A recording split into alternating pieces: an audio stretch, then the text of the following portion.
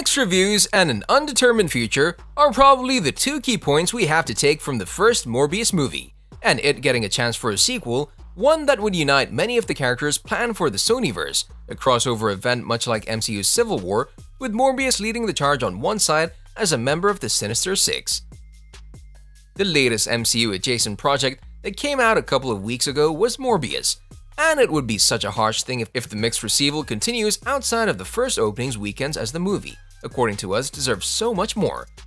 The opening weekend of the movie received a rather frosty audience reception, with critics mostly turning their heads to the outdated plot being one of the biggest weaknesses of the movie, a movie that also had a somewhat oddly structured story and special effects.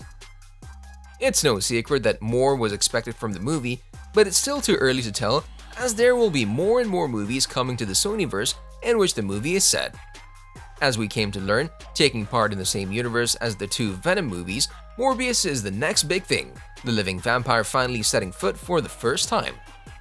Serving as an origin story, Dr. Michael Morbius' cure for his rare blood disease turns him into a superpowered vampire. The most interesting thing about the movie is the fact that the story was so close to the original Marvel storyline about the characters in the comics. The only thing missing was a certain version of Spider-Man for him to face off against, but that seems to not be the case as it is too early.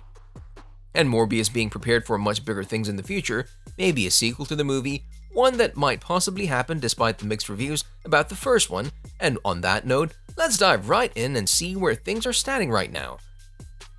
We'll be blunt to you, when you look at the box office side of things for the movie, it seems less likely that we're gonna get a sequel. However, seeing in which universe the movie is set, there's a high chance of a sequel happening, especially when we take a look at the Sonyverse and MCU connections the movie sets up. And while there has been no clear confirmation about Morbius getting a second movie, we're more than sure that the character is destined to feature in some capacity again.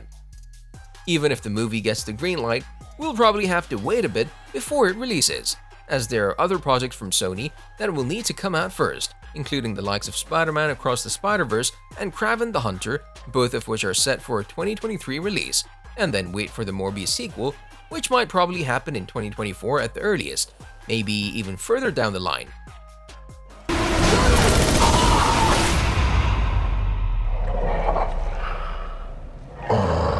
The ending of Morbius clearly sets up for Jared Leto's return as Michael Morbius, who will probably be joined by the likes of Adria Arjona as Martine Bancroft, who has not been properly turned into a vampire.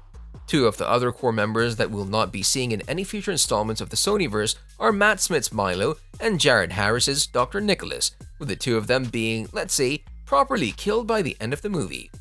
One familiar foe in the comics, who's very likely to return for a potential sequel, would be Simon Stroud, with Tyrese Gibson portraying the role yet again, with his FBI partner played by Madrigal by his side. If Michael Keaton's Adrian Toomes is not teleported back to the MCU, he's another likely option for a return in the sequel, with his proposal possibly setting up the Sinister Six. We're not quite sure yet, but there's a chance for something like that. This is as far as our list goes for all the castings we can think of that might return for the sequel if it ever gets confirmed, and if it does eventually, we'll probably have more characters to talk about. Until then, keep your eyes wide open for any newcomers joining in. As for any kind of story details that we can pick up on, would probably be the two plot threads teased so far: Martine Bancroft's presumable death, her transformation into a vampire, or Adrian's Sinister Six. Nothing else has been given to us regarding the topic. Milo kidnaps Martine to lure Morbius in, and just before he arrives, Martine is fatally attacked by Milo and left dying for Morbius to find her.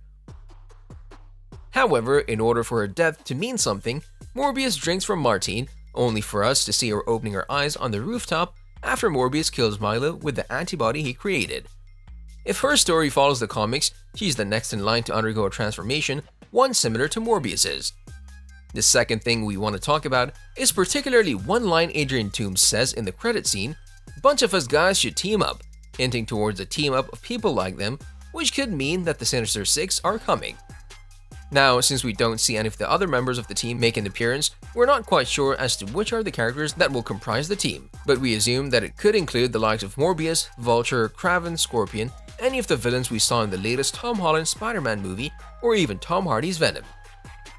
With Morbius established and Kraven the Hunter to come with his own movie, there's a high chance of us seeing a crossover movie, something along the lines of how Captain America Civil War played out, rather than a direct Morbius sequel.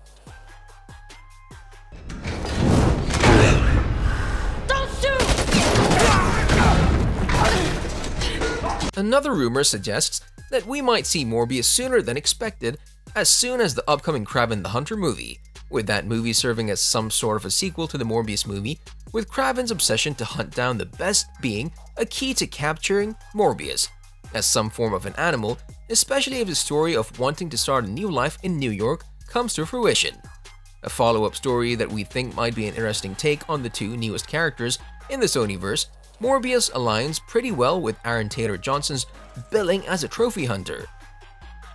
If the Sonyverse goes in this direction, it would make for an interesting take for the two characters, with the two unshackled, a detail that would help Sony to achieve the coherency its universe lacks right now, with the two together already, set to attempt another take on the previously mentioned Sinister Six team up together with Vulture, and the three of them the founding members of the team. But the cure.